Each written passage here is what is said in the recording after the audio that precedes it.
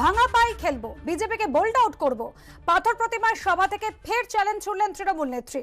বাংলার বাচ্চারাও ফুটবল খেলে, তোমার খেলা হবে স্লোগানে কেউ ভয় পায় না। পাল্টা কটাক্ষ কেন্দ্রীয় স্বরাষ্ট্রমন্ত্রী অমিত শাহের।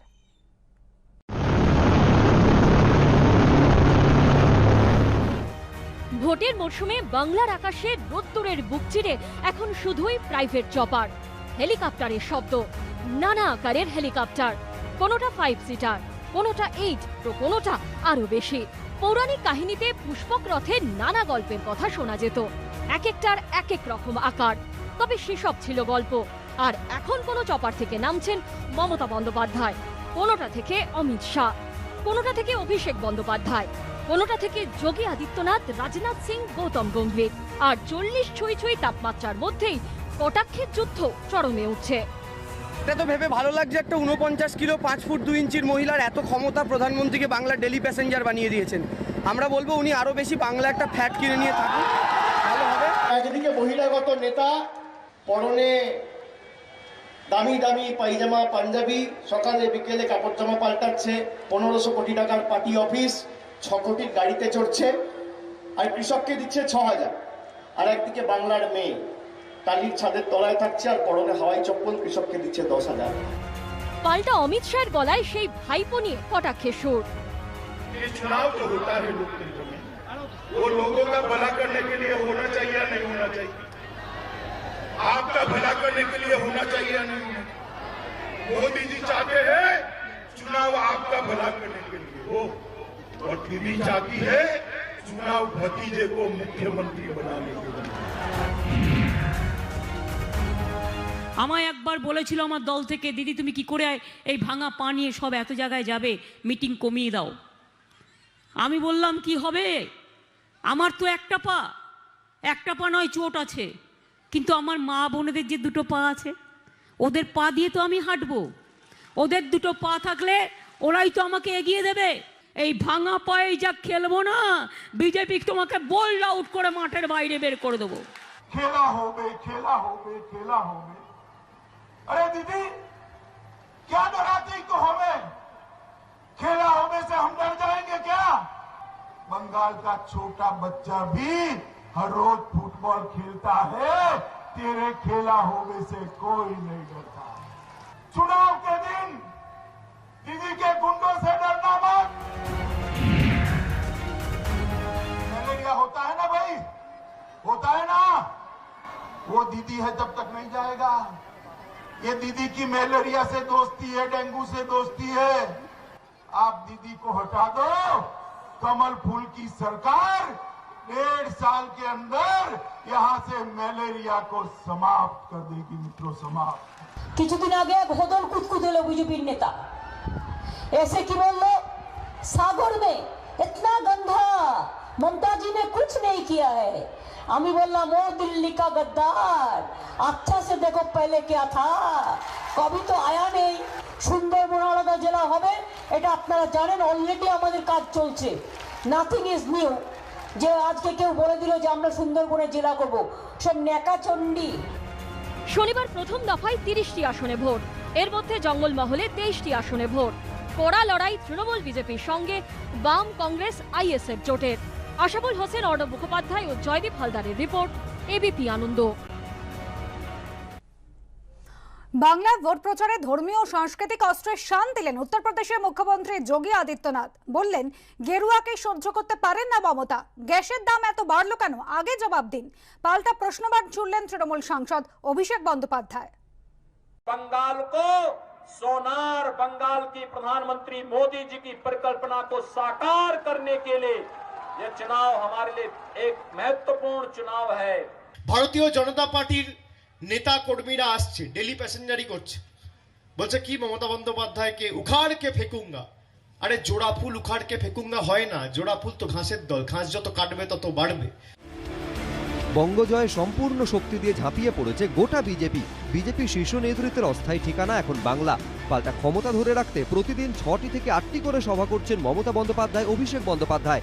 নরেন্দ্র মোদী, অমিত শাহ, জেপি নাড্ডারা লাগাতার বাংলায় শিল্পের অভাব, বেকারত্ব বৃদ্ধি, দুর্নীতি, তোলাবাজির মতো অভিযোগগুলিকে সামনে রেখে বিজেপি নির্বাচনী প্রচারের মূল সুর বেঁধে দিচ্ছেন। আর উল্টো দিকে যোগী আদিত্যনাথ নিজস্ব পথ ধরে বাংলায় এসে একের পর এক সভা থেকে ধর্মীয় ও সাংস্কৃতিক অস্ত্রে শান দিয়ে চলেছেন। তার মুখে বারবার চৈতন্যদেব, বিবেকানন্দর প্রসঙ্গ। अब तो दीदी इस भगवे कपड़े से भी घबराने लग गई है। यही भगवा था जिसे लेकर के चैतन्य महाप्रभु भक्ति का गीत गा करके गली गली में जाकर के भक्ति का संदेश दे करके व्यापक जन जागरूक करके उस कालखंड में बंगाल को बचाने का काम किए थे। स्वामी विवेकानंद ने वैश्विक मंच पर जाकर के कहा था, गर्व से कहो हम हिंदू हैं, और हिंदू धर्म और संस्कृति की अलग दुनिया के अंदर बताने का काम किया था। আজকে দেখুন, আপনারা তো ভোট দিয়েছিলেন এক বুক আশা আকাঙ্ক্ষা নিয়ে জ্যোতির্ময় সিং মাহাতোকে। গ্যাসের দাম কত আজকে? আমি বলে গেছিলাম বাগমুন্ডিতে সভা করে, মনে আছে? যে 400 টাকার গ্যাস 800 টাকা হবে না 400 টাকা থাকবে, সিদ্ধান্ত আপনাকে নিতে হবে। আপনারা ভোট দিয়ে জিতিয়েছিলেন বিজেপিকে। উত্তরপ্রদেশের গোরক্ষপুরের গোরক্ষনাথ মন্দিরের প্রধান যোগী আদিত্যনাথ। 3 প্রজন্মের 3 মহন্তের হাত ধরে গোরক্ষপুরে নাথ যোগীরা এদেশে গেরুয়া রাজনীতির অন্যতম ভরকেন্দ্র হয়ে উঠেছেন। এই সেই 3 জন যোগী থেকে রাজনীতিবিদ। এই গোরক্ষনাথ মন্দিরই নাথ যোগীদের পীঠস্থান। এই মন্দিরের পীঠাধীশ দিগ্বিজয়নাথ ছিলেন বিনায়ক সাভারকরের হিন্দু মহাসভার উত্তরপ্রদেশের প্রধান। হিন্দু মহাসভার টিকিটে 1967 সালে গোরক্ষপুরের সাংসদ হন যোগী দিগ্বিজয়। দিগ্বিজয়ের পর গোরক্ষপুরের মহন্ত হলেন তার শিষ্য অবৈদ্যনাথ। 2 বারের বিজেপি সাংসদ মহন্ত অবৈদ্যনাথের শিষ্য আদিত্যনাথ। প্রথমে বিজেপি সাংসদ, এখন উত্তরপ্রদেশের মুখ্যমন্ত্রী। আর গত 7 থেকে 10 বছরে বাংলার রাজনীতির সঙ্গে যখন ওতপ্রোতভাবে জড়িয়ে পড়েছে ধর্ম, তখন বাংলার হাই ভোল্টেজ ভোটে বিজেপির হাতিয়ার সেই যোগী রাজনীতিবিদ। আর তার মুখে রবীন্দ্রনাথ, নেতাজি, বঙ্কিম, রামকৃষ্ণদেবের প্রসঙ্গ। रामकृष्ण परमहंस ने अपनी साधना से बंगाल की धरती को एक नई ऊंचाइयां दी। कभी इस धरती से नेताजी सुभाष चंद्र बोस ने भारत की आजादी का बिगुल फूंका था और कहा था, तुम मुझे खून दो, मैं तुम्हें आजादी दूंगा। गुरुदेव रविंद्रनाथ टैगोर ने भारत का पहला नोबेल प्राइज प्राप्त किया था। ये बंगाल की धरती है जहां से नेताजी सुभाष चंद्र बोस ने और डॉक्टर श्यामा प्रसाद मुखर्जी ने भारत की आजादी के बिगुल को एक नई ऊंचाइयां दी थी।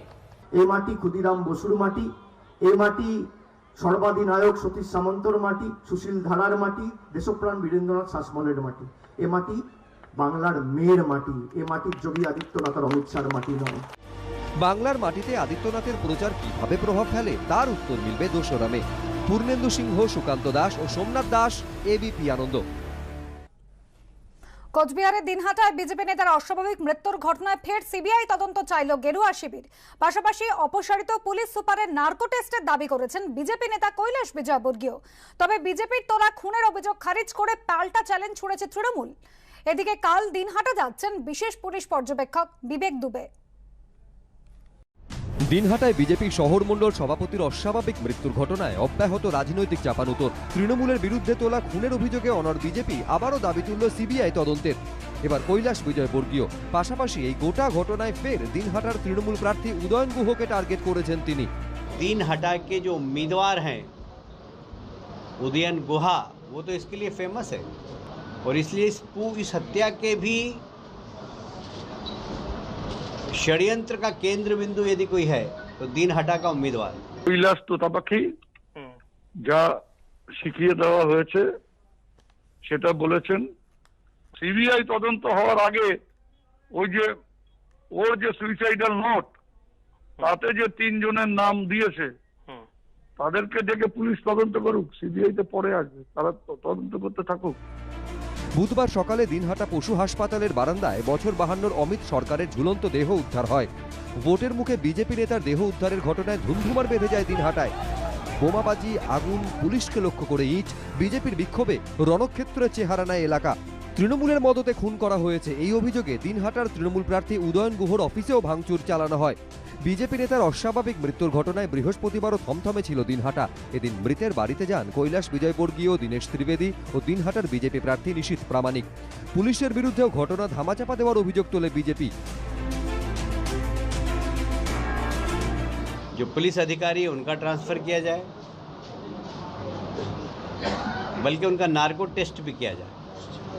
यहाँ के एसपी है, उनका नार्को टेस्ट किया जाए। ये जरूर कहा था कि अधिकारियों को ट्रांसफ़र करें और साथ में ये भी मांग की थी कि सीबीआई से इसकी जांच करवाई जाए।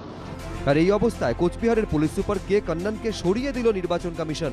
এদিকে অমিত সরকারের অস্বাভাবিক মৃত্যুর ঘটনায় বিজেপি রাজ্য সভাপতি দিলীপ ঘোষ টুইট করে লেখেন, দেখ রে খুলে ত্রিনয়ন, ঝুলছে তোর ওই উন্নয়ন। তবে বিজেপি নেতা যে আত্মহত্যা করেছেন তা ময়নাতদন্তের রিপোর্টে উল্লেখ করা হয়েছে। পুলিশ সূত্রে খবর, মৃত নেতার কাছ থেকে উদ্ধার হওয়া চিরকুটে 3 জনের নাম ও ফোন নাম্বার রয়েছে, তাদের জিজ্ঞাসাবাদ করা হবে। এদিকে বিজেপি নেতার মৃত্যুর ঘটনায় বুধবার রাতেও উত্তেজনা ছড়ায় দিনহাটায়। মাতালহাটে তৃণমূল ও বিজেপির বিরুদ্ধে একে অপরের পার্টি অফিসে ভাঙচুর চালানোর অভিযোগ উঠেছে। অন্যদিকে দলীয় নেতার মৃত্যুর প্রতিবাদে কেষ্টপুরে ভিআইপি রোডে টায়ার জ্বালিয়ে বিক্ষোভ দেখায় বিজেপি। শুভেন্দু ভট্টাচার্য ও জয়ন্ত পাল, এবিপি আনন্দ। কলেজ জীবনে রাজনীতিতে হাতেখড়ি জওহরলাল নেহরু বিশ্ববিদ্যালয় নেত্রী, বর্তমানে এসএফআই এর সর্বভারতীয় যুগ্ম সম্পাদক, আর এবার বঙ্গভূমিতে নির্বাচনী ময়দানে।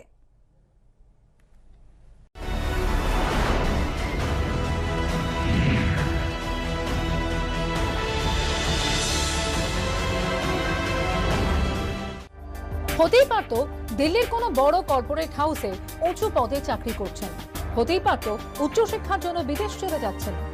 এমএ, এমফিল, পিএইচডির পর নিশ্চিন্ত জীবন বেছে নেওয়ার পথ খোলাই ছিল, কিন্তু তিনি বেছে নিয়েছেন গণতন্ত্রের পথকে।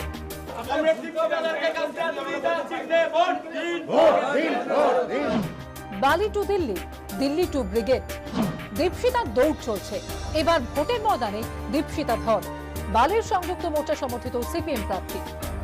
বালির মানুষ তার যে নিজের জীবনের অভিজ্ঞতা, বিগত 5টা বছরে কোনোদিনের জন্য তারা তাদের এলাকায় ওই 2016 সালে জেতার পর বৈশালী লাল মিয়াকে দেখেননি। মানুষ বুঝেছেন যে মানুষটা 5টা বছর কাজ করলেন না, আজ হঠাৎ করে নির্বাচনের আগে একটা অন্য ফুলে গিয়ে দল বদল করে আবার তিনি ভোট প্রার্থী হচ্ছেন। আমি বিশ্বাস করি বালির মানুষ এই বেঈমানদের, এই যারা দল বদল করেছেন, যারা তাদের যে আস্থা, তাদের যে ভরসা, তাদের সঙ্গে বিশ্বাসঘাতকতা করেছেন, তাদেরকে ভোট দেবেন না। আশুতোষ কলেজ থেকে ভূগোলে স্নাতক, তারপর জওহরলাল নেহরু বিশ্ববিদ্যালয় এমএ, এমফিল, এখন পিএইচডি করছেন দীপশিতা। কলেজ জীবনে রাজনীতিতে হাতেখড়ি, এসএফআই সদস্য, তারপর দিল্লি যাত্রা। জওহরলাল নেহরু বিশ্ববিদ্যালয়ের নেত্রী, এখন এসএফআই এর সর্বভারতীয় যুগ্ম সম্পাদক। কানহাইয়া, ঐশীদের মতো দীপশিতাও ছাত্র রাজনীতির পরিচিত মুখ, জনপ্রিয় বটে। তাই পক্ষকেশদের পিছনে ফেলে তার প্রচারে ভিড় তরুণ তুর্কিদের। আমরা বামপন্থীরা মনে করি না স্লোগান দিয়ে, গান দিয়ে নির্বাচন জেতা যায়, রাজনীতিতে নির্বাচন জেতা যায়। আমরা যে স্লোগান দিচ্ছি, সেই স্লোগানের একটা রাজনীতি রয়েছে। সেই স্লোগান গরিব মানুষের কথা বলে, খেটে খাওয়া মানুষের কথা বলে, ছাত্র যুবর কথা বলে। তার রক্তে রাজনীতি, বড় হয়েছেন বামপন্থী ঘরানায়। দীপশিতার দাদু পদ্মনিধি ধর ছিলেন হাওড়ার ডোমজুর কেন্দ্রের 3বারের সিপিএম বিধায়ক। একদা লাল দুর্গে, এখন তৃণমূল আর বিজেপির দাপাদাপি। তার মধ্যেই প্রচারে ছাপ রাখছেন জওহরলাল নেহরু বিশ্ববিদ্যালয়ের ছাত্রী। বিজেপির বৈশালী ডালমিয়া আর তৃণমূলের রানা চট্টোপাধ্যায়ের সঙ্গে দীপশিতার লড়াই। রক্তে চার রাজনীতি, তাকে কি আর আটকে রাখা যায় শীতাতপের গণ্ডিতে? দীপশিতা দাপাচ্ছেন বালির ময়দানে, প্রচারে সারাও পাচ্ছেন বেশ। অভিনেত্রী শ্রীলেখা মিত্র এর মধ্যে যোগ দিয়েছিলেন দীপশিতার প্রচারে। 32-এ বিধায়ক হয়েছিলেন জ্যোতি বসু, বুদ্ধদেব ভট্টাচার্য 31 বছরে। আর 27-এ দীপশিতার প্রচারের তেজ থেকে দলের পক্ষকেশ কর্মীরাও আড়ালে বলে উঠছেন, এ যাত্রায় দীপশিতাকে ধরে কে? বৈঠ ঠাকুর চক্রবর্তী রিপোর্ট, এবিপি আনন্দ।